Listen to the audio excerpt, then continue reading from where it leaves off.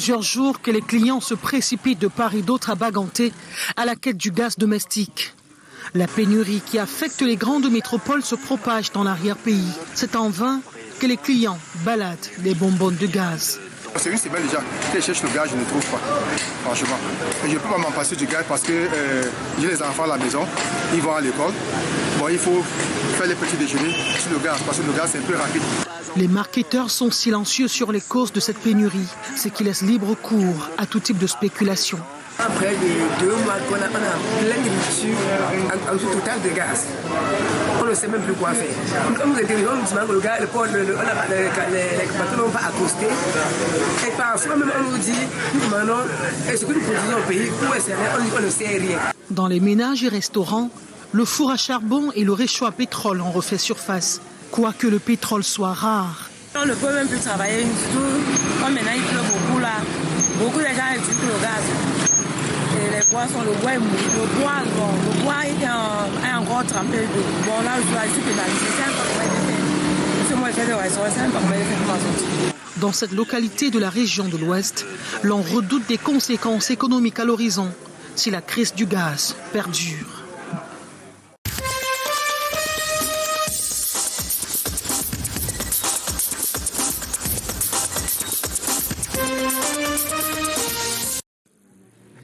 Les oranges n'ont pas de saison dans le dessert des habitants de Kribi.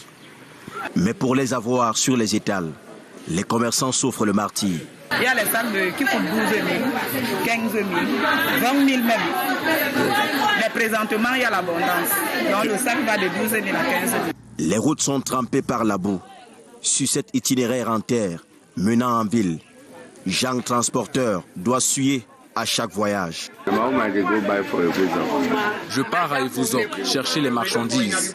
Le transport s'effectue par moto et nous avons plusieurs lignes pour nos ventes. Blaise, vendeur en gros, doit se remettre à la clémence de la météo.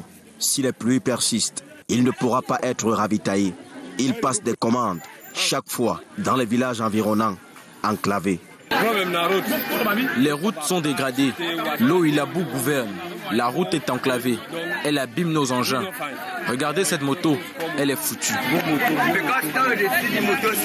Au bout de la peine, parfois du sourire, lorsque les activités produisent le gain espéré.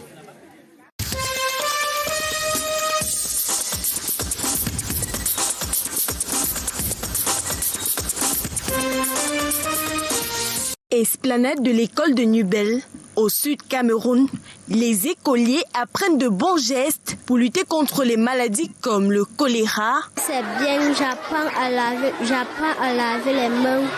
À laver les mains parce que ça nous donne la santé et ça nous rend propre. On lave les mains pour la bonne hygiène de l'école. On lave les mains avec de l'eau propre et du savon. À l'occasion de la journée mondiale du lavage des mains, la délégation départementale de l'éducation de base a réuni le lundi 17 octobre 2022 près de 3000 élèves du primaire pour une sensibilisation. Nous avons juste rempli les formalités du ministre de l'éducation de base qui nous a instruit d'organiser au niveau de la délégation départementale d'éducation de base la journée mondiale de lavage des mains. Raison pour laquelle nous nous sommes retrouvés ici à l'école de Nebel avec toutes les écoles d'application. Nous avons envoyé un message aux parents même qu'ils comprennent que le choléra est dehors et que les enfants, avant de manger, doivent laver les mains avec de l'eau propre et du savon, comme les enfants eux-mêmes ont répondu. Il ne reste plus qu'aux jeunes de mettre en pratique ces précieux conseils.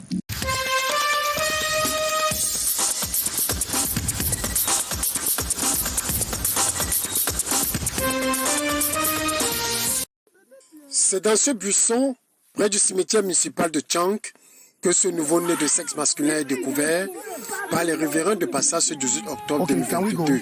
On a été alerté par les populations du fait qu'il y avait un enfant qu'on a retrouvé dans un buisson au cimetière municipal. Donc, en principe, il s'agissait d'une femme qui allait au champ et aussitôt elle a suivi des cris d'un bébé dans un rigole et elle s'est penchée pour regarder. Les employés de ce chantier en construction sont ceux qui ont secouru l'infortuné abandonné, disent-ils par sa génitrice.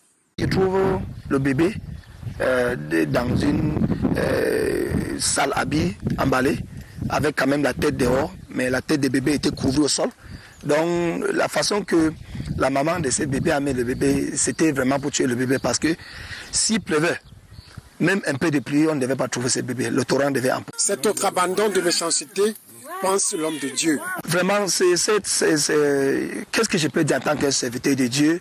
Si vous avez tombé dans une situation que vous vous trouvez grosse et que vous ne voulez pas le bébé, il ne faut pas tuer le bébé. Il y a les gens de haut qui cherchent des enfants. L'intervention à temps a permis de sauver le tout petit qui est pris en charge à l'hôpital de district de Tchang où il séjourne. Que peu importe la longueur de tes urines, la dernière goutte.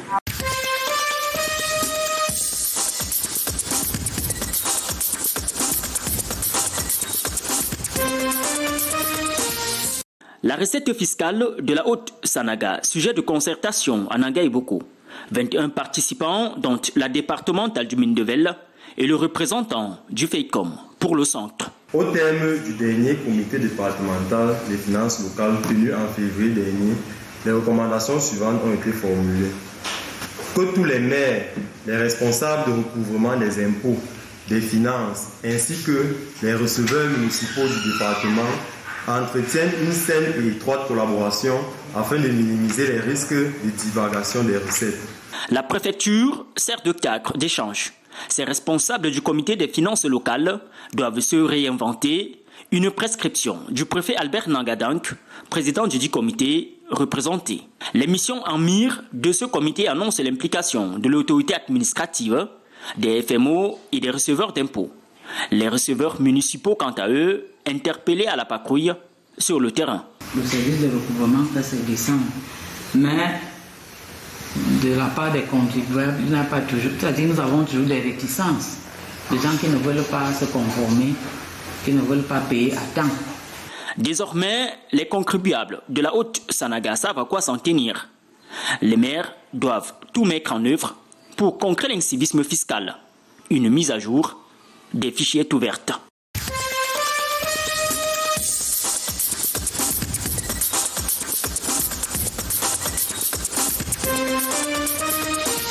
Au total, 5 boutiques ravagées par les flammes.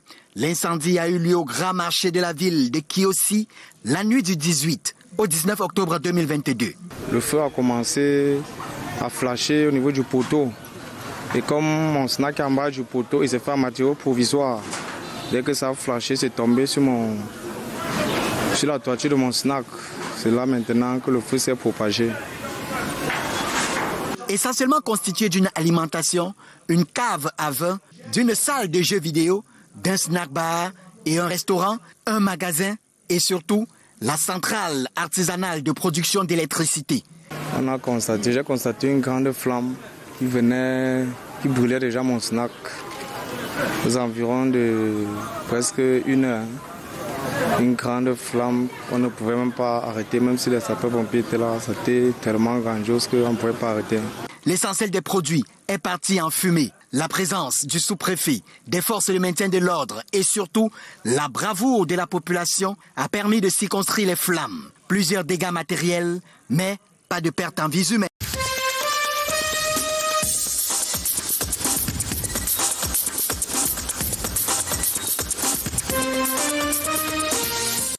Pas de service de la traduction et de l'interprétariat. Un personnel qui s'exprime en majorité en français, de nombreux documents toutefois traduits en français et en anglais, à quelques détails près. Nous sommes au Conseil régional de la Damawa. La Commission nationale de promotion du bilinguisme et du multiculturalisme évalue ici l'usage d'égale valeur des 2 langues officielles du Cameroun dans l'offre de services faite aux usagers. Si un conseiller ou un usager veut se faire servir en anglais, comme nous sommes dans une zone francophone, que cela soit possible et vice-versa. Chaque semaine, nous allons organiser 2 séances de formation, une séance pour tout le personnel, une séance pour les élus. Avant la fin de l'année 2023, nous allons revenir chacun au répondre à la langue. Les collectivités territoriales décentralisées sont la cible de cette opération. Nous vérifierons la pratique quotidienne dans les prestations, la communication, les travaux des conseils municipaux, du conseil régional et les affiches. En Gaoundéré, un effort certain est fait tant au conseil régional que dans les municipalités. Réunis par la délégation à Boué-Machoyi, plusieurs cadres d'échange ont permis de diffuser la loi 2019 du 24 décembre 2019 sur la promotion des langues officielles au Cameroun. Tous les usagers qui viennent à la communauté urbaine, ils ne s'expriment pas en anglais, ils s'expriment seulement en français.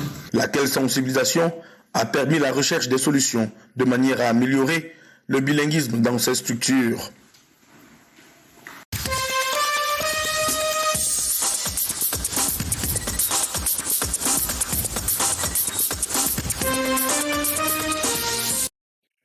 7 250 000 francs CFA, c'est la valeur estimée du stock de médicaments saisis puis détruits cette semaine dans la ville de Monatélé.